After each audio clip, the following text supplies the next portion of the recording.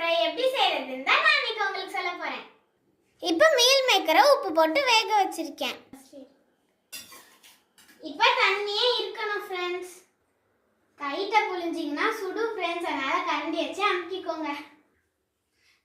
நம்மலாம் எவ்வளோ டேஸ்டியான சாப்பாடு சாப்பிட்றோம். எத்தனையோ பேர் சாப்பாடு இல்லாமல் இருக்கிறாங்க. அதனால நீங்க எப்ப சாப்பிட்றீங்களோ எல்லாருக்கும் சாப்பாடு கிடைக்கணும்னு கடவுள்கிட்ட வேண்டிக்கோங்க ஃப்ரெண்ட்ஸ்.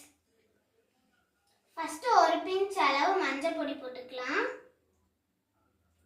அடுத்து கொஞ்சம் மிளகாய் பொடி போட்டுக்கலாம்.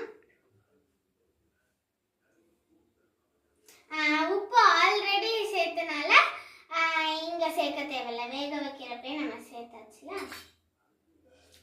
இப்போ வந்து சிக்கன் 65 பொடி போட்டுக்கலாம். உங்களுக்கு எவ்வளோ தேவையோ அவ்வளோ போட்டுக்கோங்க காரம். இப்போ ஸ்பூனை வச்சு நல்லா கிளறிக்கலாம். தாளிதம் போட்டு மீல் மேக்கரை